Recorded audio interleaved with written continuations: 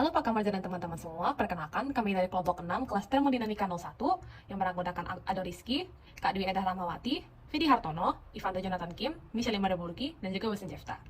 Pada kesempatan kali ini, kami akan membahas contoh soal 8.1 dari buku Introduction to Chemical Engineering Thermodynamics karangan Smith Van Ness. Berikut adalah skema soalnya.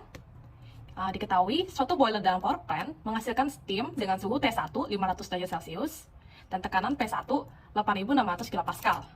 Steam tersebut kemudian masuk ke dalam turbin, dan dari turbin dikeluarkan exhaust basah yang kemudian masuk ke dalam kondenser. Exhaust tersebut kemudian dikondensasi menjadi saturated liquid dengan tekanan P3 10 kPa. Kemudian si saturated liquid ini dipompa kembali ke dalam boiler. Nah, kita bisa lihat di skemanya dan juga di grafiknya sudah ada tanda angka di masing-masing proses.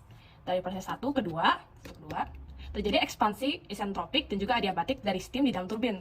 Hasilnya adalah exhaust basah, tapi dengan kelembapan yang cukup rendah sehingga tidak akan merusak si turbin ini. Kemudian dari proses 2 ke 3, terjadilah kondensasi isobarik dan isotermal nih, untuk menghasilkan saturated liquid. Lanjut kembali ke proses 3 dan keempat, saturated liquid dari tahap 3 itu akan dipompa sehingga tekanannya sama dengan tekanan di boiler. Dia itu dipompa dari saturated liquid berubah wujud jadi subcooled liquid. Nah, kita bisa lihat di grafiknya, garis antara 3 dan 4 itu pendek banget karena perubahan temperaturnya itu memang kecil. Dan yang terakhir, dari proses 4 ke 1, dilakukan pemanasan isobarik di dalam boiler. Nah, dari subcooled liquid yang dihasilkan dari pump, dia diubah menjadi saturated vapor, kemudian dipanaskan kembali menjadi superheated steam.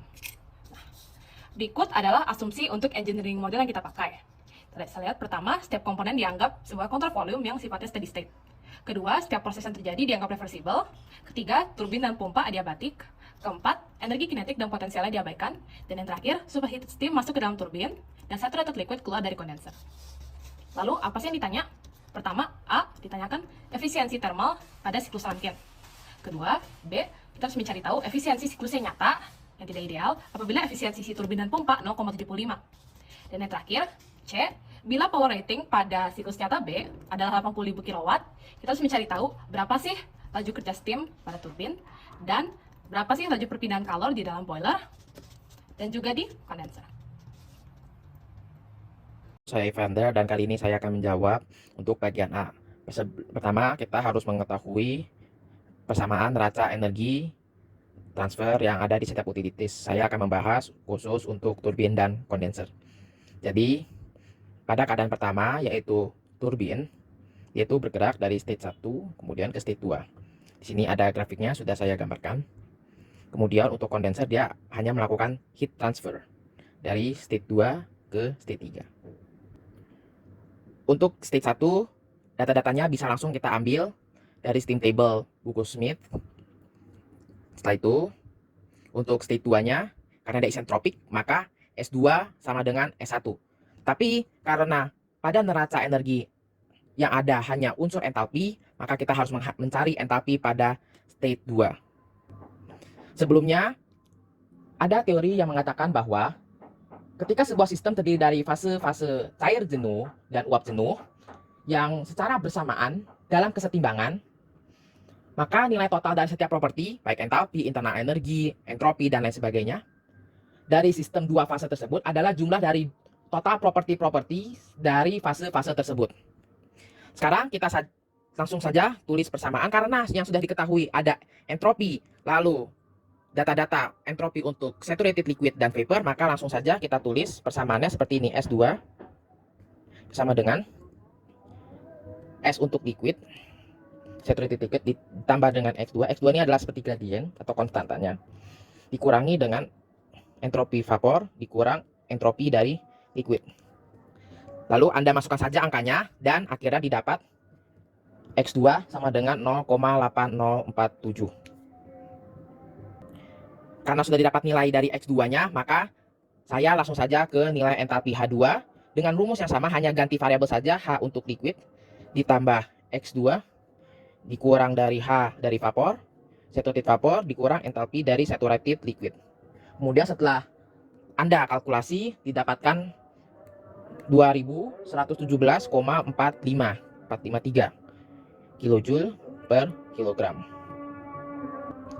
Oke, setelah ke keadaan 2, lalu kita terakhir mencari entalpi di state 3. Adapun Pada gambar tersebut, kondenser ini menghasilkan saturated liquid. Artinya, kita hanya perlu mencari entalpinya. Entalpinya itu adalah entalpi dari liquid itu sendiri, karena dia keluarannya itu adalah saturated liquid pada tekanan yang sama. Jadi dia isobarik. Nah, dari sini dapat kita ketahui langsung bahwa nilainya adalah 191,832 kJ per kilogram. Ini adalah persamaan energi transfer yang sudah ada di buku Moran bab 4 untuk sebuah kontrol volume seperti ini. Lalu kita sesuaikan saja untuk turbin. Turbin itu tidak ada yang namanya perpindahan kalau dianggap tidak ada. Dan pada siklus Rankine itu dianggap semuanya tidak mempunyai atau neglected sebenarnya. Neglected di potensial dan kinetik. Maka untuk turbin, karena dia tidak ada perpindahan kalor, maka langsung saja kita simplify menjadi seperti ini. Per M titik sama dengan H1 min H2. Seperti ini. Dan seperti kita ketahui, itu hasilnya adalah 1274,15 kJ per kilogram. Nilai positif ini tersebut sesuai dengan perjanjian, yaitu sesuai dengan arah dari keluarannya, arah panahnya. Kalau misalkan dia kanan, artinya dia positif. Seperti itu.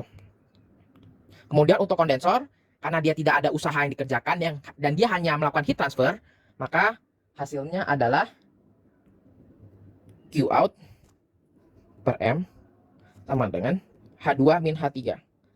Kenapa H2 min H3? Karena yaitu bekerja dari state 2 ke state 3. Yang hasilnya jika Anda hitung menghasilkan seperti ini.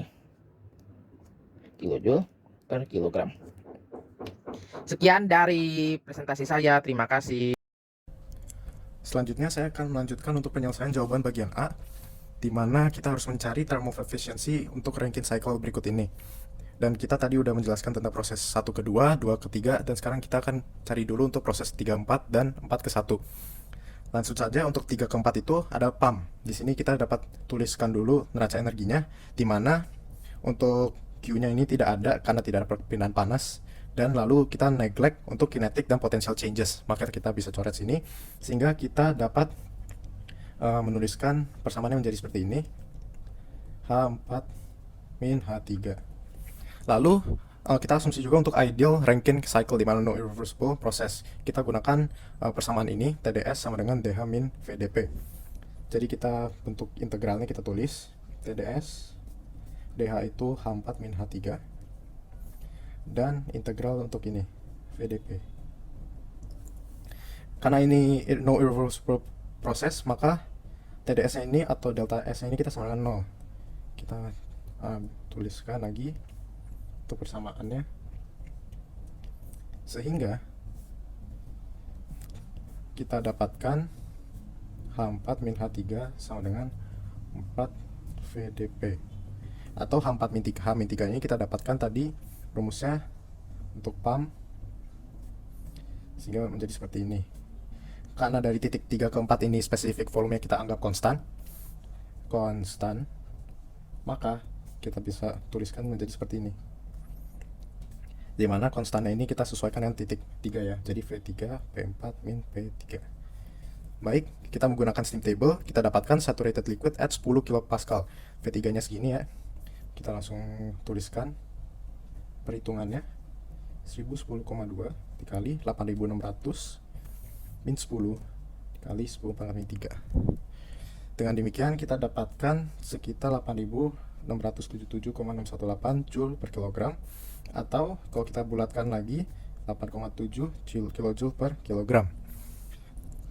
Untuk mencari H4 nya ini kita bisa gunakan, di mana H3 nya ini kita sudah dapat dari perhitungan sebelumnya, itu 191,8 plus 8,7, sehingga didapatkan hasil seperti berikut.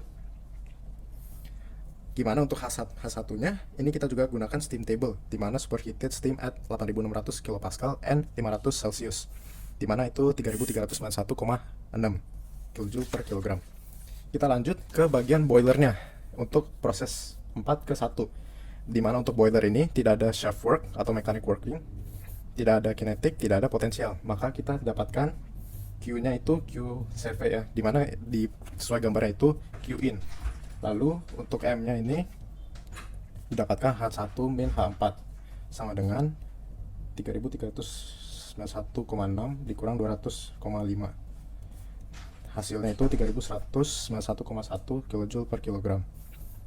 Sehingga dari hasil perhitungan sebelumnya ini, untuk thermal efficiency-nya ini, rumusnya ini adalah W net atau dari turbin dikurang pump per Q dari boiler atau Q in nya.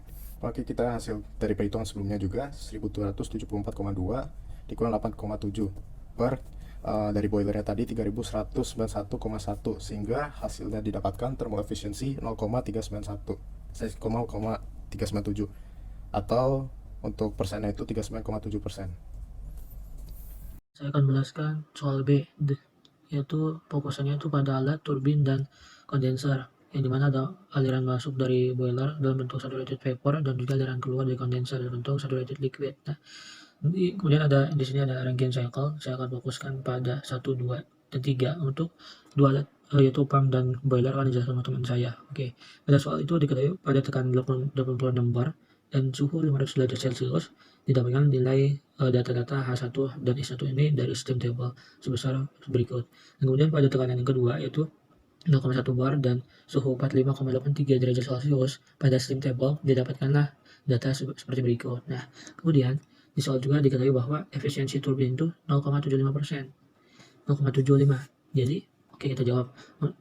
Diketahui jika ekspansi ke 0,1 bar ini dalam keadaan isentropik, berarti nilai entropi 2 itu sama dengan nilai entropi 1. Nilai entropi 2 maksudnya itu pada tekanan 0,1 bar, dan nilai entropi 1 ini tekanan 86 bar. Berarti nilai entropi 2 itu sebesar 6,6858 kJ per kilogram Kelvin. Ya, kemudian kita tinjau satu persatu.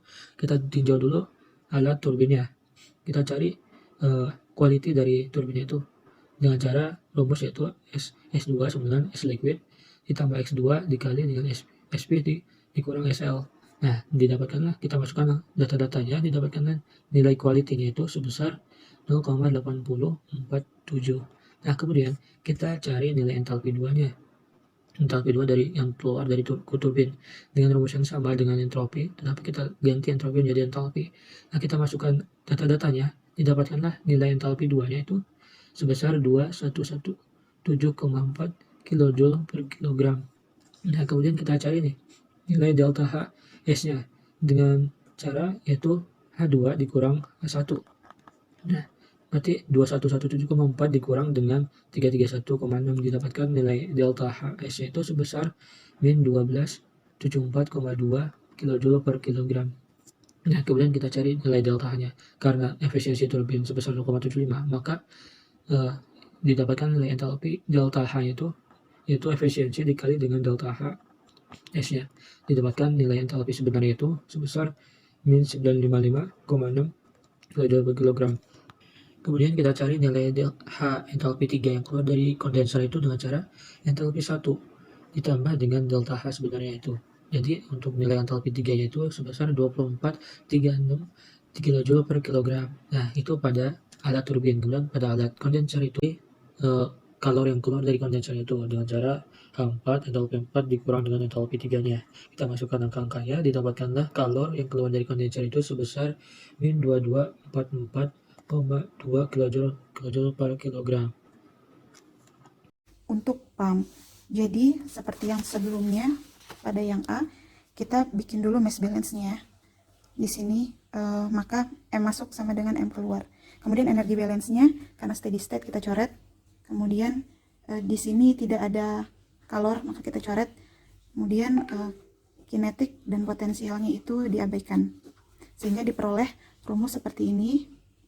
Nah, karena dia dilakukan kerja, maka WP per M sama dengan H4 min H3. Nah, ini kita simpan dulu. Kemudian seperti yang tadi telah dijelaskan oleh Wilson, rumus TDS sama dengan DH min VDP, maka diperoleh rumus akhir seperti ini. Kita masukkan sesuai dengan data yang sebelumnya.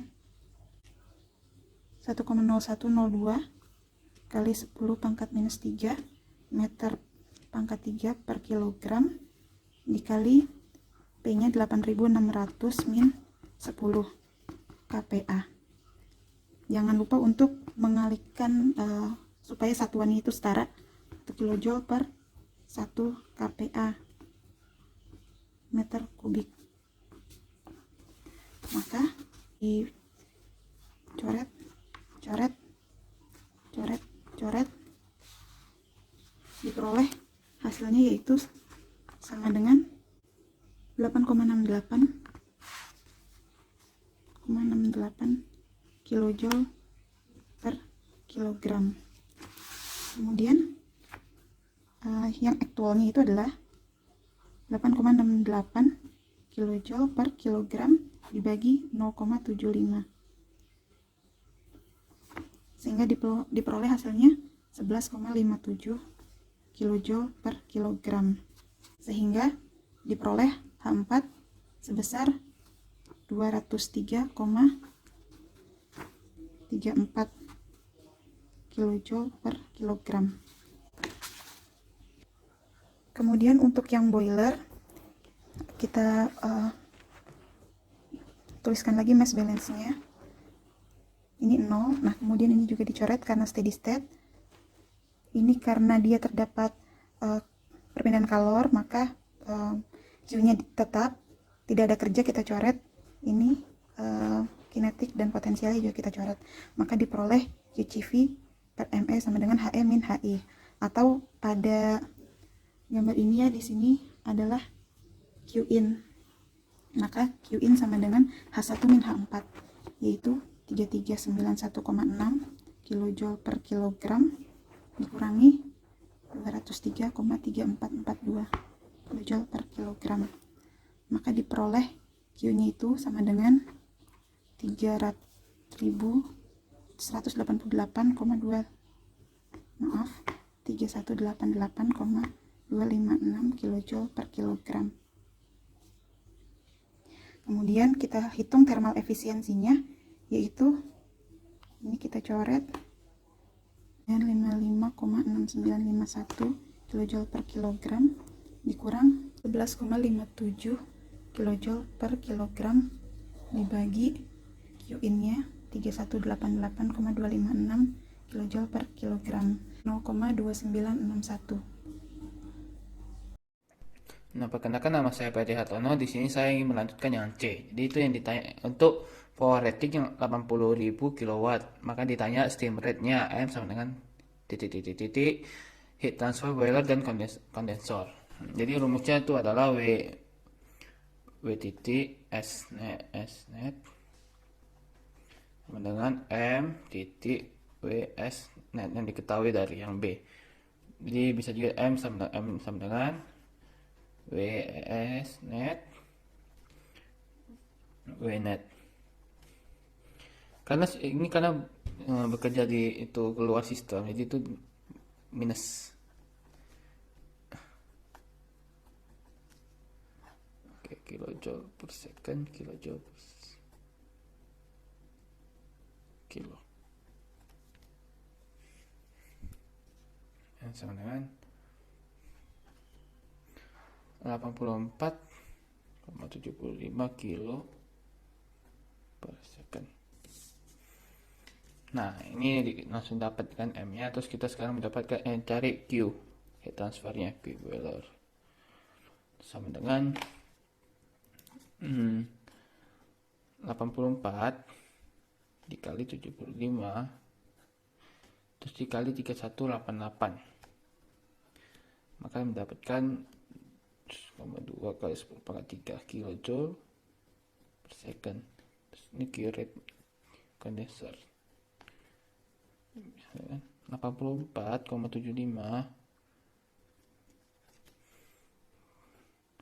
minus 2244,2 mendapatkan 110,2 kali 10 pangkat 3 kilojoule per second. Nah, sekian dari presentasi kami. Terima kasih.